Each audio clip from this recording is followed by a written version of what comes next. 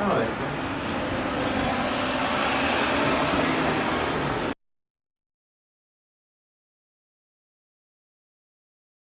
place for you to go all the way into your story.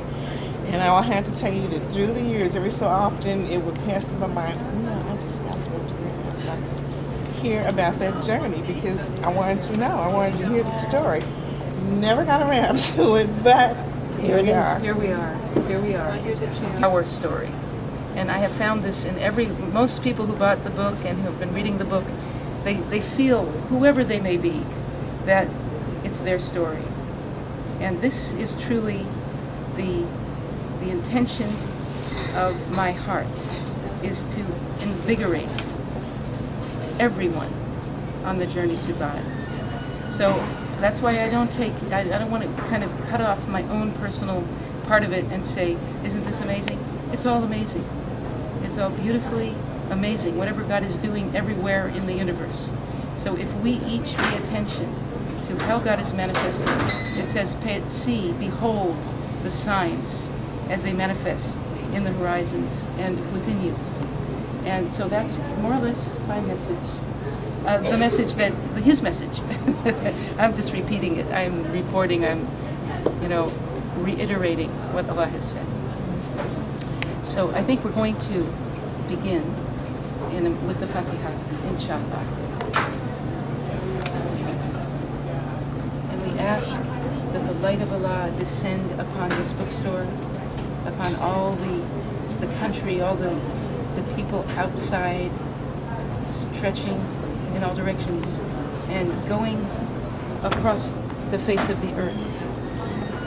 We are asking for the people in Pakistan, the people in Gaza, the people in Sudan, the people in America, the people on all corners of this planet, all the creations of the one most merciful God. May each one of us hear the sound of his resonance. May we be inspired to draw near to our beloved Creator every moment of our lives. And the people who are in the deepest trial, we ask that they know that God is with them.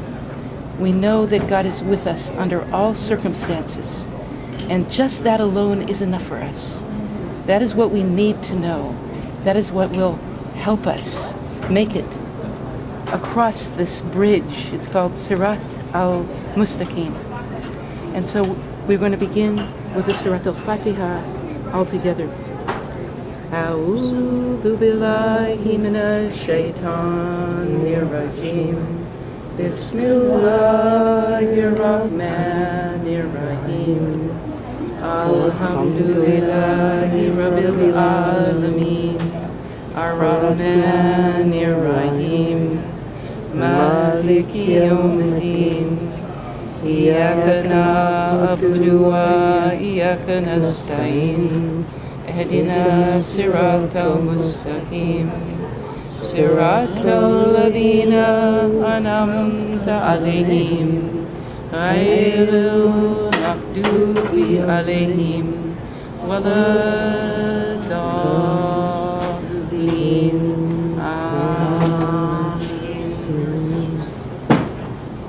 Alaykum wa rahmatullahi wa barakatuhu.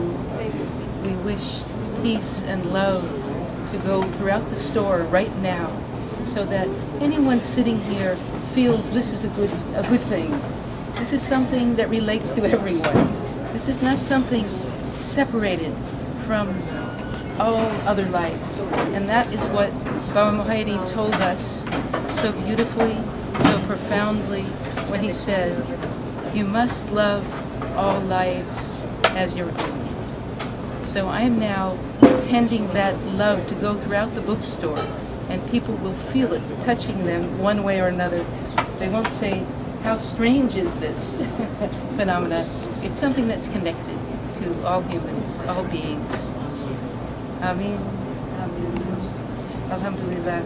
And we invoke the blessings of God upon ourselves and every other living being, because there's nothing that God wills and wishes but to bless What God does is bless. That's the work of God. All that we have to do is be open to receive the blessing. So that's the goal. And as I mentioned before you came, this is what we call, for me, it's a town hall meeting for love, for understanding, to transcend conflict within and without. There's no agenda, we don't have to, we're not protesting. We're not protesting, we're invoking goodness for everyone. And it could be any political party, it could be any religion. It is for the one God and his manifestation throughout the universe. So I'm going to begin by reading passages and also greeting everybody, and thank you for coming. And so the gathering is that everybody can speak at any moment. That's why we're in a circle. I'm not at a podium. Okay? So if you don't feel shy. In case something touches you and it makes you want to speak, I would invite you to do so. Okay? Don't tell me that, I won't shut up. That's okay. Speak. Speak when you feel like it. Ask or share. So I'm going to begin with the beginning of the book.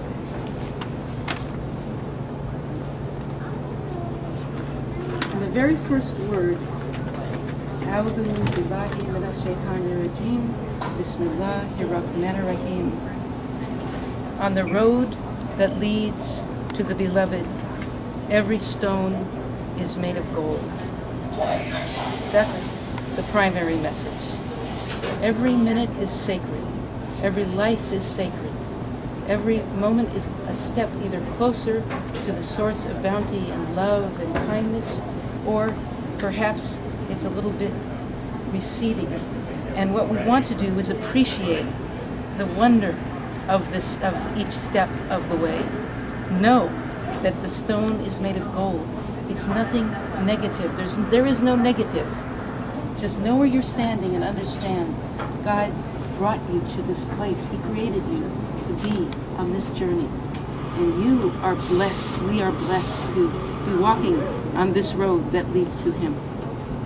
On the road that leads to the beloved, every stone is made of gold. Every step we take brings knowledge to us.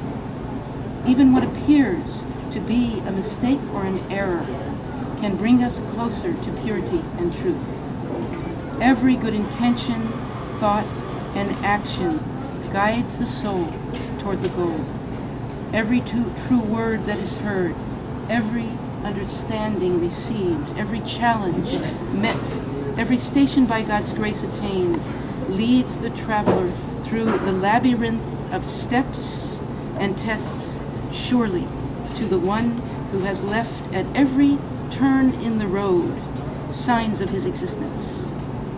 Clear signs showing the way that leads to Him. And the Quran tells us we will show them our signs in the horizons and in their own souls until they clearly see that this is the truth. God is the truth. The truth is the truth. Is it not enough that your Lord is the witness of everything? Allah is watching us right here in Borders. He's watching this little circle assembled, people sitting around, and we're listening and we're looking for greater knowledge, greater understanding. The journey that leads to the beloved is guided by His love. The traveler is like a leaf blown in the wind of the divine will.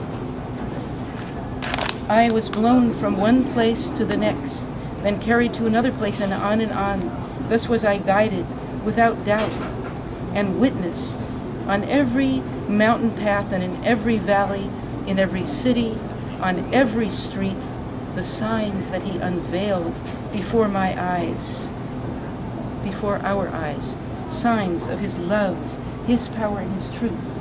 The signposts clearly delineating His path that He enabled us to see. I was guided in my journey to see and love deeply lands and people of great beauty that no longer exist.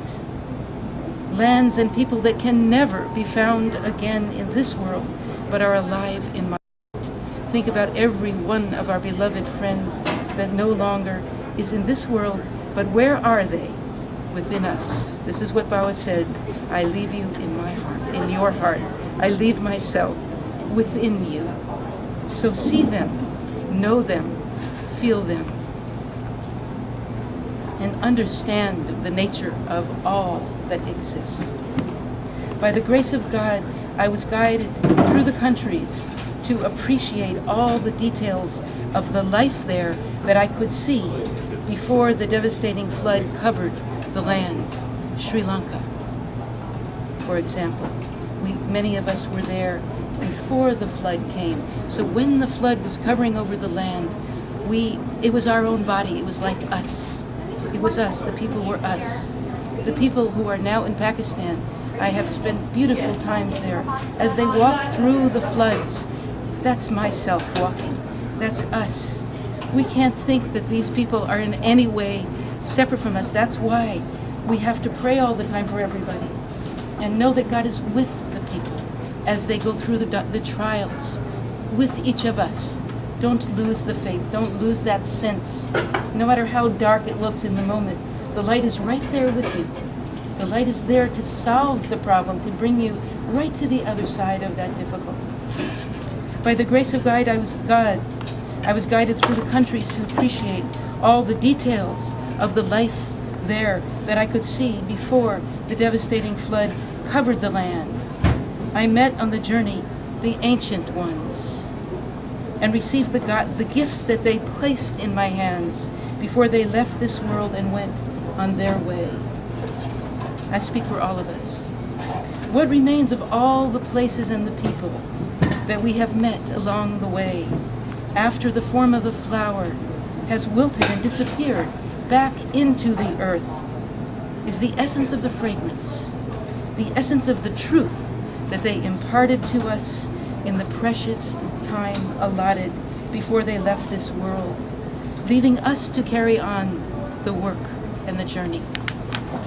And the underlying truth revealed through all that we are witnessing and learning is, as the Holy Quran tells us, as difficult as it is for us, the creations, to grasp.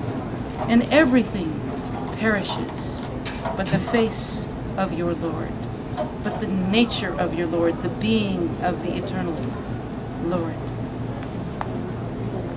In every land through which I traveled in my search, I found the pieces of a puzzle, pieces of beautiful colored glass. Piece by piece, every piece found its place in the stained glass window, my life, until the picture began to be complete. And then suddenly the divine light came shining through, illuminating the total picture, causing my soul to proclaim, what a wonder. So this is what it was all about. I followed the map only God gave me and was led from one situation and station to the next, from one teacher, one manifestation of the teacher to the next, everywhere in every land and in every state, in every holy place and gathering like this, collecting clues and messages, following the guidance as it was transmitted. Thus, step by step, I followed the light of guidance to its source and end. I came to see that behind every veil is the one who sees all. And behind every occurrence is the hand that moves all. And not a leaf falls, but he knows it and he wills it. What makes every detail sacred, what makes every detail of the story sacred and significant is that he willed it. These are the messages, the gifts that God gave to me as he drew me through the veils of karmic bondage, through the veils of obscurity, into the light, the liberation of submission and divine peace. Along the way, I came to see that it is not my business to judge the people that I happen to meet along the way. They are all instruments of my awakening, just as I am an instrument of theirs. We see as we continue to travel in the way of God that there are no accidents or mistakes. Every stone that we walk on, every piece of ground that we cover, is a part of the way itself. And every stage, every new level of awareness is a preparation for the one which will follow it.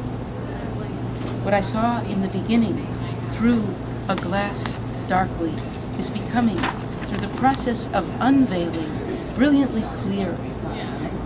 In truth, what I saw was always perfectly clear. It was I who was obscured and could see it only through the densities of the veils. But the truth within me, the truth within us, was magnetically drawn to the truth in whatever form it was hidden. Everywhere I traveled, I searched for the treasures, the divine attributes and messages, and found them. In every land, manifesting in different people and places, more or less clearly. Wherever I saw them, sometimes even hidden in the dust, I recognized their great value and collected them into my heart, saying, this is what I was looking for. And thus, through traveling for the sake of God, has the heart of the seeker for truth been restructured in the form of truth. For as we gather the treasures of divine knowledge into our heart, in truth, we become united with that for which we have been seeking. I sought the beloved, God and man, everywhere that he led me. And there was not a moment in the journey of seeking him that he was not with me. No doubt I felt it, and my heart was warmed and inflamed by his nearness. And yet, I had to continue to travel for years and years, penetrating the veils. As close as he was, I could not find him and know him.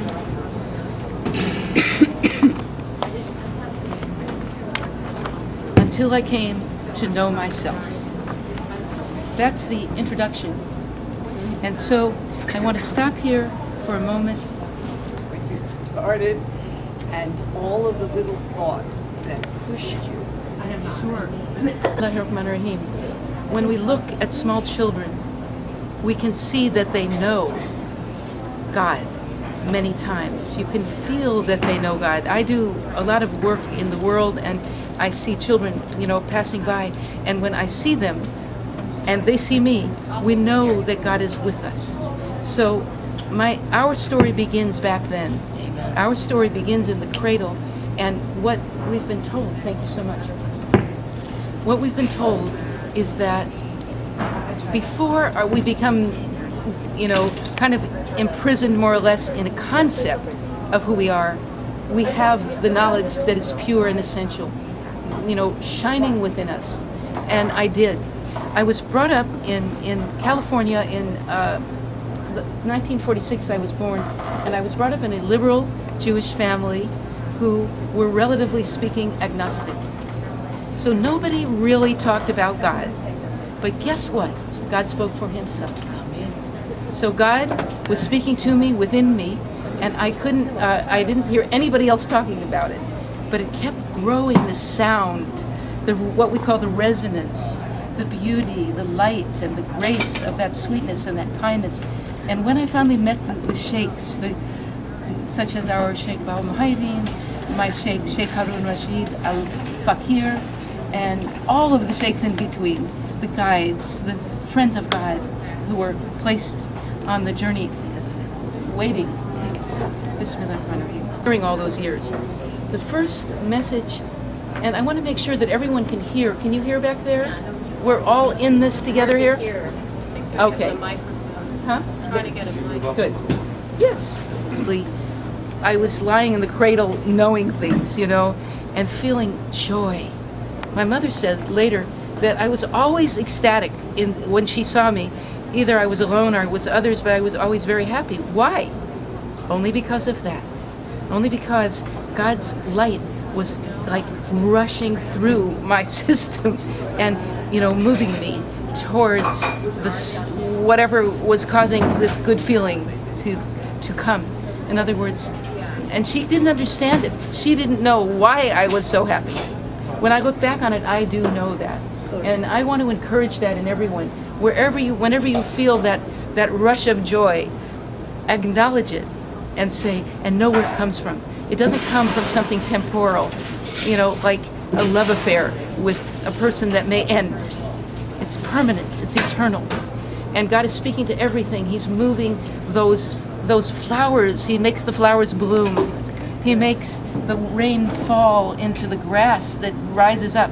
So this is what God does. And we need to either pay attention or not. And for some reason, He made me pay attention. He made me know that He was near from the time I was very small. And I was an actress when I was 3 or 4. I started acting until I was about 23. When I was very young, I was taught by some famous people in Hollywood, and I started acting in theater companies. And then when I was 12 years old, I was in a theater company, and the assistant director was keeping an eye on me and noticing that I was in touch with these things and nobody else was. So he made a painting for me, and it had an ancient man with a staff and a lantern, and it said the crucial message, seek and the truth shall make you free. That was the first concrete word, the first concrete message about what was going on inside that made me know where, in fact, I was going, where He was leading me. And so it was like this. I think they call it an aha moment. A little trouble hearing. Okay. The message came, and I was mentioning it's like an aha moment. And everyone, one of the reasons I wrote the book, more because I absolutely had to, is to say to each between before the next drink. So I want everybody, if possible, to recognize and go back over sometimes people are having a bit of trouble in their life. And I said, make a mural of your life. Make a mural of your life and acknowledge the aha moments. Acknowledge the moments when God spoke to you. Even before you met the men of wisdom or the people of wisdom, God spoke to you. And all my childhood I was getting messages, but when I finally saw this one, I said, well, yes, this is exactly what my story is all about. And why did I finally write the book? It's because life is a journey, and I found out about it very early on. And then I say to everyone, we're all on the journey, whether we know it or not, and whether we're willing or not to go with it. If the horse is going in a certain direction, go in that direction and find out what that's about. That's the journey. The journey is, and especially if you're being guided by a divine beloved, hopefully not by the other side, because don't go that way. That's not good. In other words, don't follow every instinct, but look for the aha moments that are gifts from God. They're messages. There's one suggestion: everyone pick up their chair and just move right over there. The other side. And I'm going to go back to that question.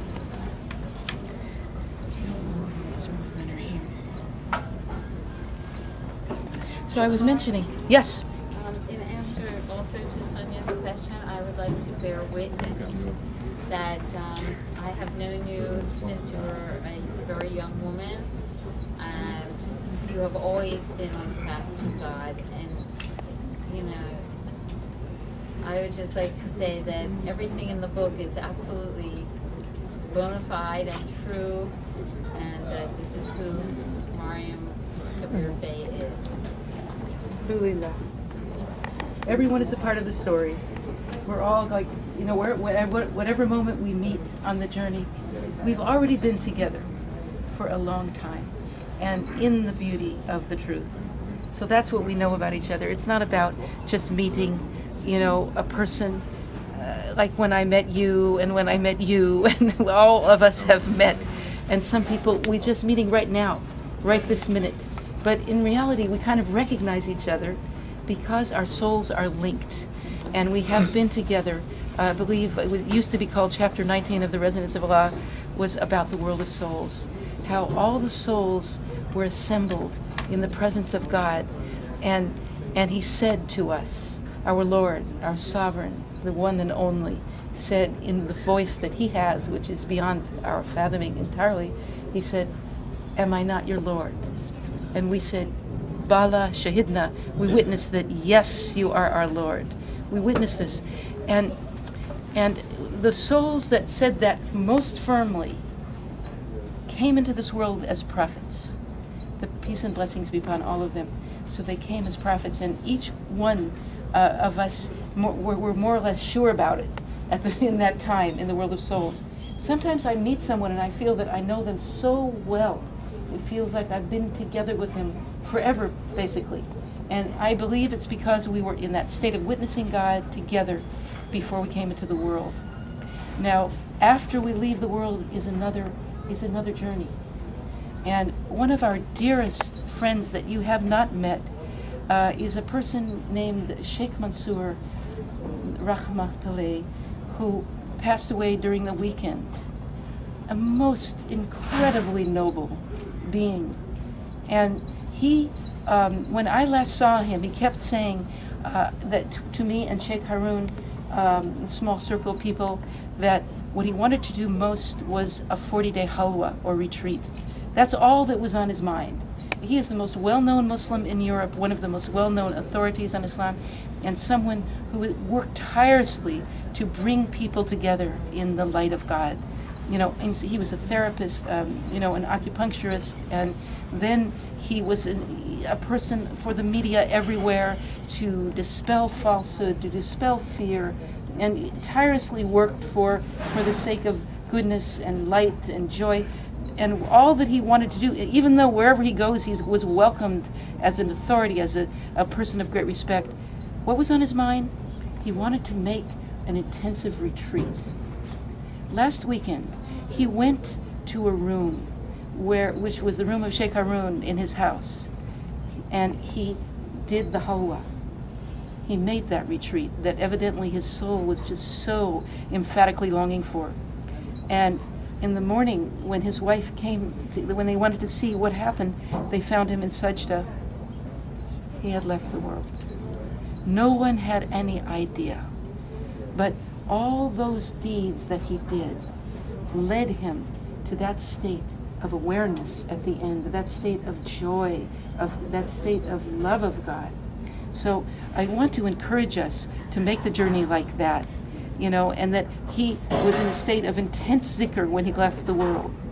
And I remember others that we know, Baba Muhyiddin radiallahu an, and there was Dr. Marker. I remember the people lying in that state of zikr. What is zikr? Remembrance of God, intensive remembrance of God. And then you can understand that you're going right back, like we witnessed him in the beginning, we will return to him in the end. That's why we say this is a journey that we make willingly or unwillingly back. We come from him and to him we return. So our question is, how do we prepare? And when I read that chapter 19, I was editing that chapter, and it was all about, you know, what is good, how whether your deeds weigh heavily on the side of good or not, let's say. So we had a talk at the last holistic event, and I was saying for each person to consider as they left, these are people that are not Muslim, and they're but wonderful human beings created by God. You know, we cannot judge anyone. So I was saying, consider that every atom's weight of good will be seen on that day, and every atom's weight of evil. How much good would you like to do? How much good can we do? So when we have a person like Dr. Mansour, Sheikh Mansour, who it was as though he could not but do good, and nothing could stop him except the angel of death who took him to the next level. You know, which must be exalted according to our perception, you know, because of the nature of his journey through this life. So what I'm saying, to go back to the origin of your question, is, did you want to say something there? I think something fell out of the camera onto the floor. Of our existence, and Allah has willed it for us. In fact, the breaths that we will take are marked. And he was almost 63 years old, which is the age of the Holy Prophet when he left the world. That's a sunnah. And it was the time, in any case, when God had marked it for him. So we don't know how many breaths we have here remaining. So our question is, what kind of prayers can we do that would bring us into the closest connection to God? And what kind of actions can we do that will be most pleasing to God and most helpful to the creation? Because he says in the hadith that what is most loved by God, the person most loved by God is the one who does the most good for the creatures. So we can't just sit, on a mountaintop and meditate alone. Every time your prayers are over, you go you open your door and see who are you going to meet on the street that needs your help. And I've noticed this with Sheikh Harun so many times, that wherever we're going, he's aware of the needs of the people, of the living beings. He is not specific about Muslims. It's everyone.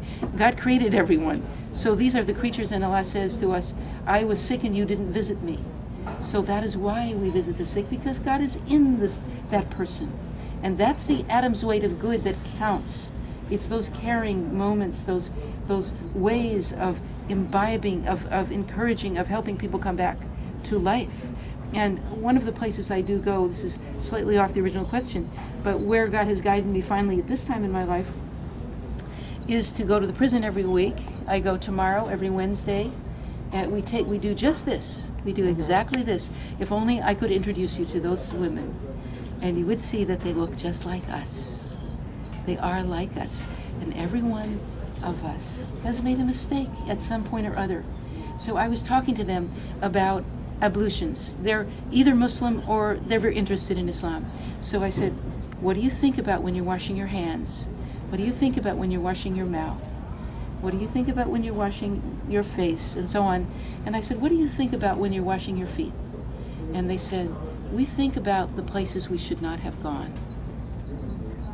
So this is the condition that, in other words, and you can think about that. We can think about that. We're not there. But I said to them, we're not there in that particular limited circumstance. But I said to them, if you find God here, if you find yourself here, you're better off than all the people out there who don't. So, and that's what we do every week. We work together on this process of what? Make a mural of your life and acknowledge the aha moments. And even everyone in jail has had them.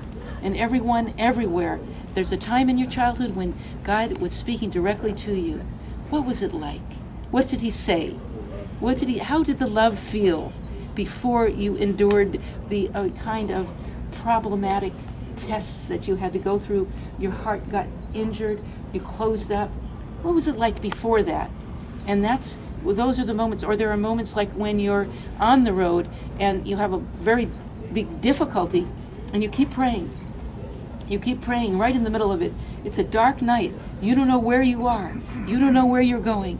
And suddenly God shows you that you've arrived. You've arrived at the next point in the spectrum. So that's what we want to encourage in people. And we know. So you see, the water was tilting like this, but God kept it upright enough that it didn't spill. And so that's how it is. So what my mission is here, through writing and through thinking, through feeling, through assessing, we assess the moments of our life and try to find what is the most beautiful thing that we know about existence. And what is it? It's the creator of all. And how did you know about it? How did he speak to you? How did he speak to the other person? And as you move along, I say it to the prisoners, what did he say to you? What does this mean for you? Why? And they're very interested and they're very excited. They love it. So I said, I kind of come in with arms full of books. They don't tell you can't bring in books. They said you can bring in whatever you want. In the beginning they said, oh, you have to be careful. Hold your phone like this. Be careful. Never put the phone down, right? I said, why what would I have to be afraid of these people? What are they going to do to me? I have something to do for them. I have something to do for them. That's what I'm doing. So I one of them is a very scholarly, so we bring in different books that she can't get, and all of them we bring passages of Quran, we bring parts of the Quran, we bring whatever we can, and teach them how to read Arabic and teach them how to make salat. But most of all, you have to teach them to know themselves. And in order to know yourself, you have to know that God created you out of his love. And he was a hidden treasure. He willed to be known, so he made you. Can you imagine that? You came out of that intention of the one most holy, and the one who's watching everything and taking care of every single atom, every little bug under the rock. Allah, who's giving that food to every tiny insect, created you so that he would be known. And if we start reading the Quran like that and the Hadith like that, our minds will be blown out of this small framework of thinking, about religion, about fear of religion, fear of God in that ordinary sense. So the word taqwa, and it says the Quran, the Holy Quran, is revealed as guidance for those who have taqwa.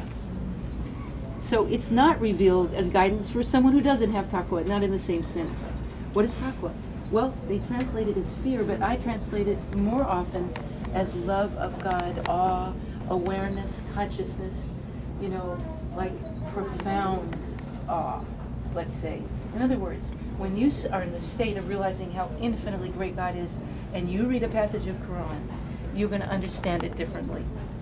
So that's what we do in prison, that's what we do outside, and all the time we're studying. All of our life is, and knowledge is so loved. Those who study and teach are loved by Allah. He tells us that in the Hadith. So that's what we do. Now, how did a person like me, born in Hollywood, California, in a Jewish family that really didn't even acknowledge the existence of God, come on this path and continue to go definitively along? It's just because he willed it. You might well ask, how could you not have come this way? Yes. How could we not have come along? Because God willed it, and he says that he puts a block before some people. Sometimes he doesn't guide people, but it says he guides to his light whom he will. So that's the answer. That's why we can't deny that. And when you see that light, you would never turn away. You would never want something else unless you go to sleep temporarily. Every once in a while you see less light. That's all, because you're tired. And Allah does not slumber, and he doesn't sleep, and he wants us to wake up, to be more like that. In other words, get that energy from that source, and then you would not feel troubled by these appearances, such as the news and the kind of negative things you hear about many things, Islam, etc., on the news. So we have to be proactive in knowing what Islam really is and knowing what God has told us about all the religions. It's not about one separate religion. This is not about a war between one religion and another. Why would God want that? What kind of God would want that? God, the one and only God, sent all the prophets and messengers, and that's what happened to me when I was in Jerusalem, when I was guided to my first sheikh. I, who was born Jewish, was guided to my first sheikh in Palestine, and he was approximately 135 years old. And I was sitting at Damascus Gate meditating, having been waiting for my Mother Superior from the monastery where I had lived in France. And while I sat there, kind of wrapped up in this blue cloth, someone came to me, and it was about a few inches away, and he said, "Aren't you Mary from California?" And, oh my. And I said, "Yes, I'm Mariam from California." He said, "My grandfather is waiting for you."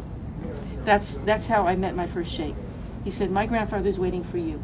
So he said, "Will you?" And he came home with us that day.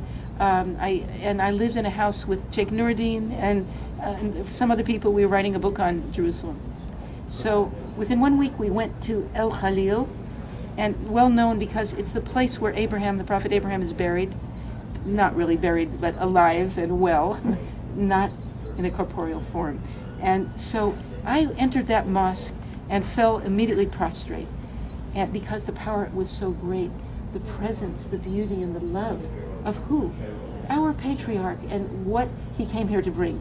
It's not the living, it's not the form of the person, it's the message that they brought. How great and beautiful was he? Why do not the children of Abraham, and we know a person right here who wrote a book about this, Becky, so the children of Abraham should all follow the example of Abraham, in my opinion. Peace and blessings be upon him and all the prophets. And that's what happened to me when I entered that place, is that I realized I fell prostrate as a daughter of Abraham. Would have no choice but to do. And then when I came up, they basically took me out, and we started on this journey through these ancient doorways, passageways. This is called El Khalil, the place of the friend. So beautiful, so holy. And so we walked through the one doorway after the next passageways until we got to the Zawiya of the Sheikh. And we started climbing down deep into the Zawiya. And there he was sitting with his disciples, he 135, them in their early hundreds. I was in my early 20s or mid 20s. And so we sat down, and they were doing what's called zikr. And it was the zikr of al-Latif, the most subtle. And that zikr was just filling the universe. This is how I became a Muslim, is by hearing these sounds.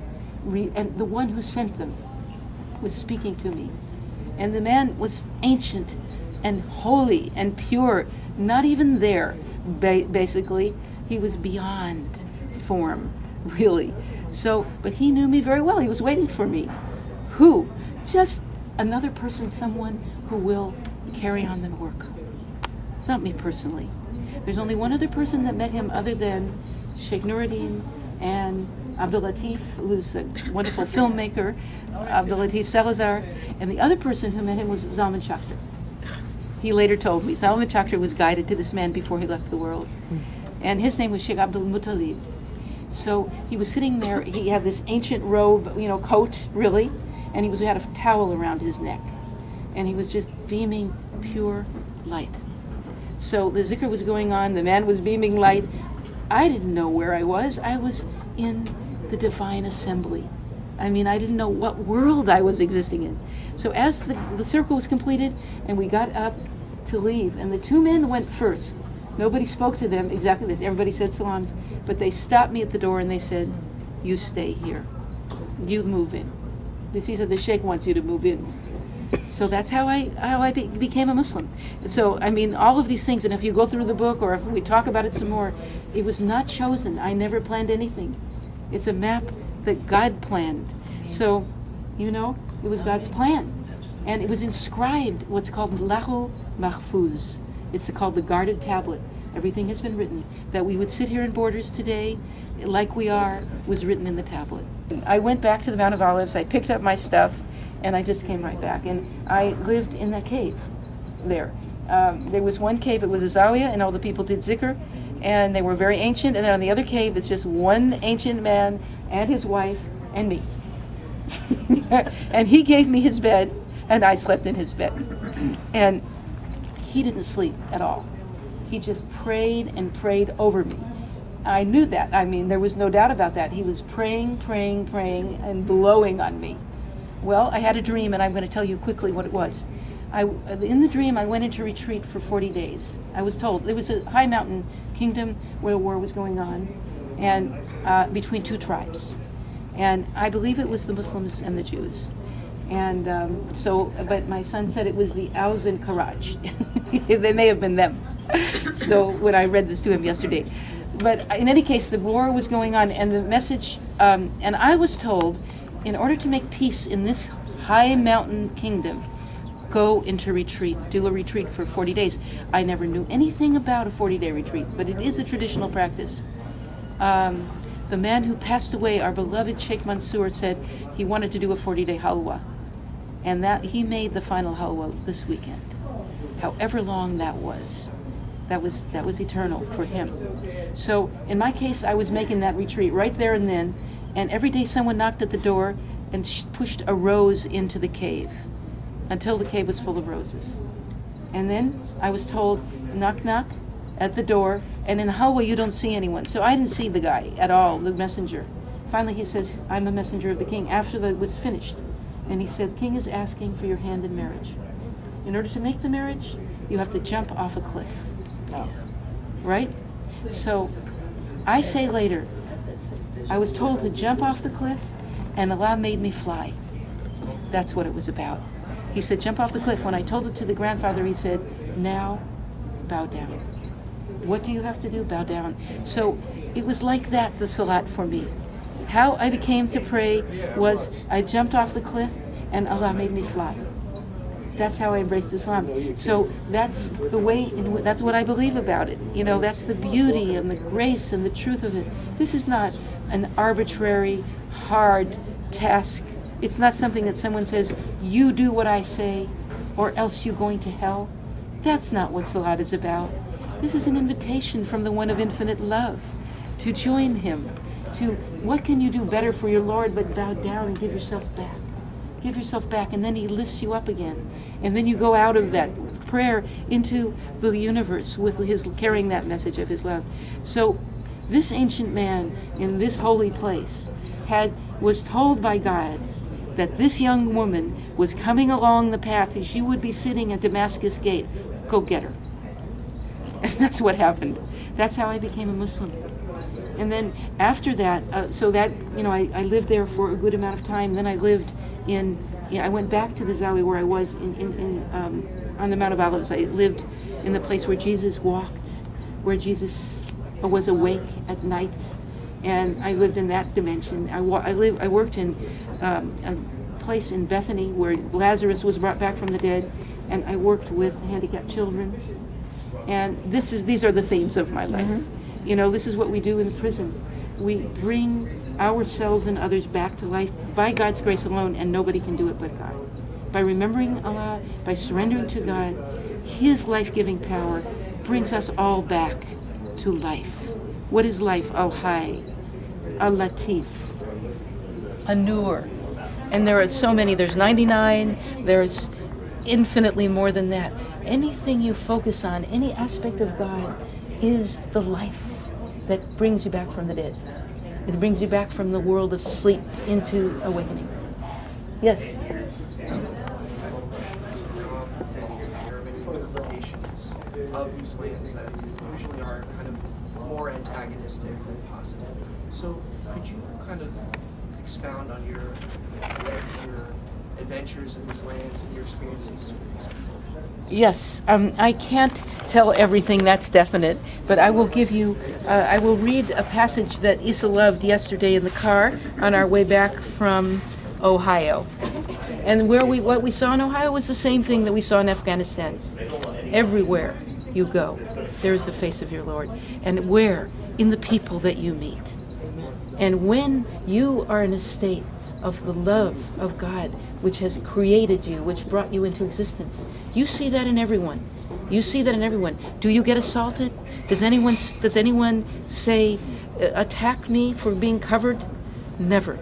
Never. I was interviewed on NPR right after Fort Hood, the incident at Fort Hood. And the gentleman is a Muslim. And he said, Askia Muhammad, he said, well, you dress like this. You know, what happens to you? He said there was a woman and they tore her scarf off. And he said, did that ever happen to you? I said, no, that never happened to me because I'm existing in a state of love. And what I see in everyone, whether they're covered or not, is the beauty of God's light. So it would be very unlikely it could happen, but it has never happened yet. It has never happened that anyone did not. Almost everywhere we go, we see that light returning back to us. Mm-hmm. It is like light upon light. That's nur and ala nur. And that is the paradigm. That's the paradigm that has been guiding me. So I'm going to read a passage about Afghanistan. And it was literally the first time I ever saw the Salat. And it was before I entered that mosque of Abraham. Peace and blessings be upon all the prophets and messengers. At a certain point, Bismillah ar-Rahman ar-Rahim, at a certain point the train arrived at its final destination. This is the Orient Express, famous Orient Express, and went back to the west. So that is where I got out. You see, I didn't know where I was going. I want you to know that. But the train stopped, so I got out. Then I began to travel by bus, not the modern streamlined buses that we are used to seeing in great numbers in all modern cities. The buses in Afghanistan were with a plenitude of bells and tassels, primitively hand-painted works of art, brilliantly colorful and joyous with no glass on the windows, and packed with equally colorful passengers. They were an expression of the culture itself, the innocent, childlike heart of the people. So this is the answer to the question, he said. I remember golden light and an ancient stillness pervading the land, which was at that time still untouched and intact. In every city and every village, the people dressed in beautiful robes, embroidered hats, and turbans were sitting in circles, communicating, sharing. I saw no violence, no festering fires of terrorism, nor the bleeding wounds of a country dispossessed, but almost a golden haze of stillness and peace. I sensed that life here was being lived as it had been for centuries. I thought to myself, this is the land where Jalaluddin Rumi, radiyallahu anhu, was born and grew up. I lost myself in ancient dreams and loved simply to walk upon the earth, breathe the air, resonate with the heart of the people, and relax into timelessness. But also, I had to continue the journey. Continue to be carried along now on a magic bus, with bells, beads, and tassels rattling along as it bounced through the rocky terrain. The buses were magic in more than their wonderful appearance, because at every time of prayer, they stopped in the middle of the desert. As soon as the call to prayer was heard, lilting through the desert, every bus would stop and all its passengers get off, lay their prayer mats out in the desert, and pray. This was for me a wonderful, amazing vision. It was a vision of peace and piety, of people united in their love for the Creator, for whom the priority and the necessity was to stop in the middle of any journey and remember God. Surrender to the Creator in repentance and thanksgiving, and only after that continue their journey. This was the way that I was introduced to the simple beauty and truth of prayer and Islam in the context of life, in the context of the great universe.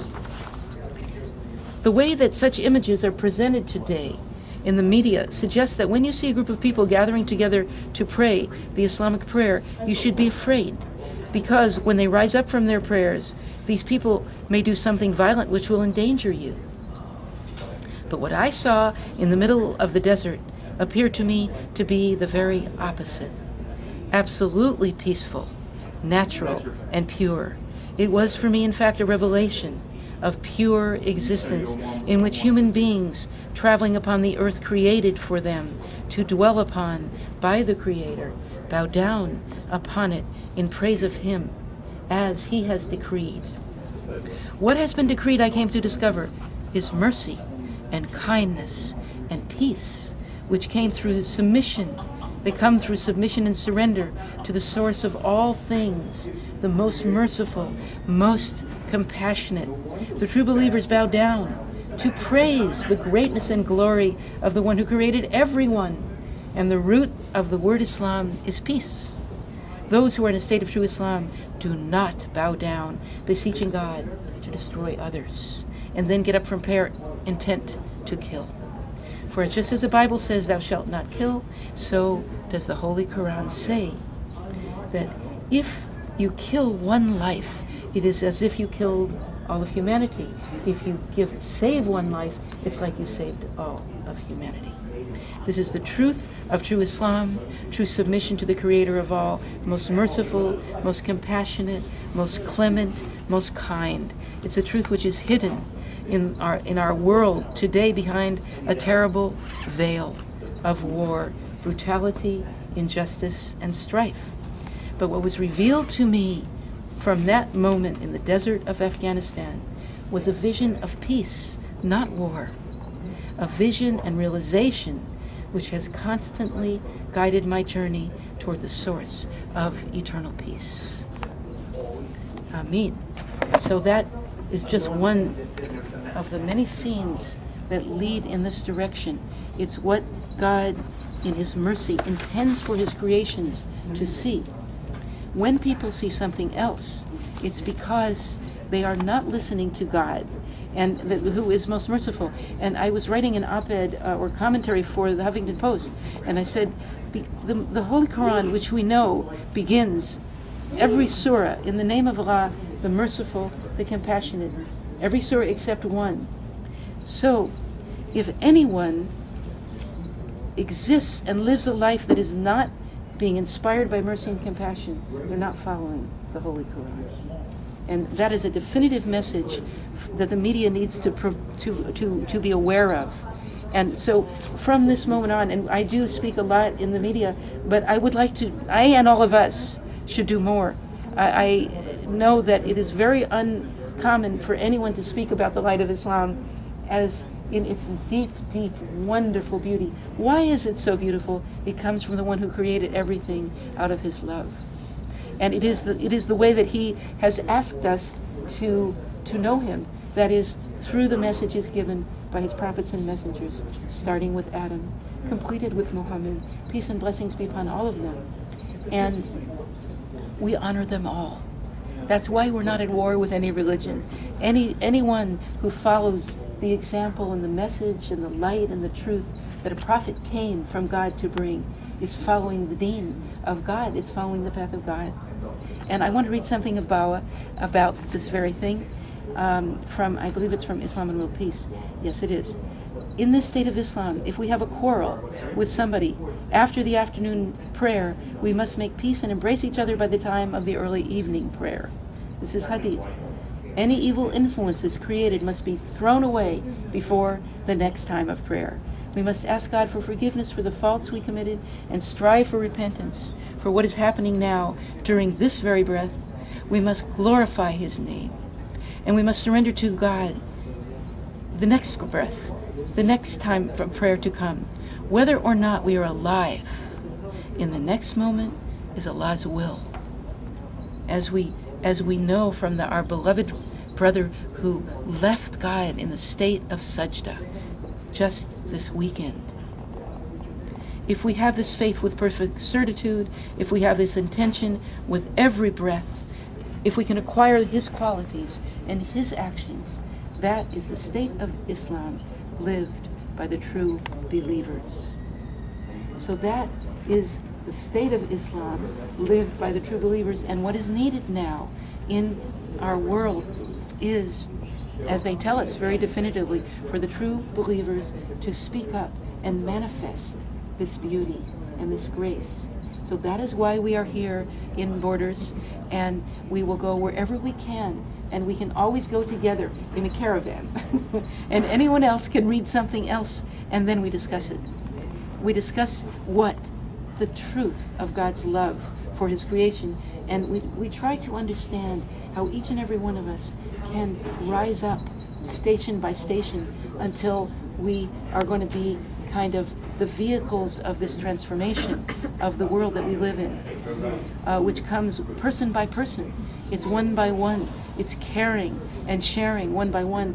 And as Isa asked, it happened to me all around the world, wherever I was guided. And one other little story is that when I came back from Jerusalem, filled with this beauty and grace, and I ended up in Bulgaria. The train was stopped for 4 hours on the tracks. And I never thought where I was or what kind of place. It happened to be a place where praying is illegal at the time. I wasn't aware of that. I wasn't thinking like that. I wasn't thinking about things like that. I said, it's time to pray. Same thing happened when I was in the fellowship, before the mosque existed. In other words, once I got this point, time came to pray, must do it. So I did it right there in Bulgaria on the train tracks, and as soon as I came up from Sajda, I came to give my salams, large groups of people came running to me, to hug me, to kiss me. And I don't know what religion they were, but they had never seen anyone praying because it was illegal. And they were so happy to see someone pray. Wonderful. And it was so beautiful. That was God's intention. Yes, and this That's happened really the in job. each case. You see, and sometimes people say, well, I learned it then, but now I'm not sure what I'm doing. And I'm not judging that. But for me, from the time that it came in there, it was just set in it was the natural, beautiful thing, way of living.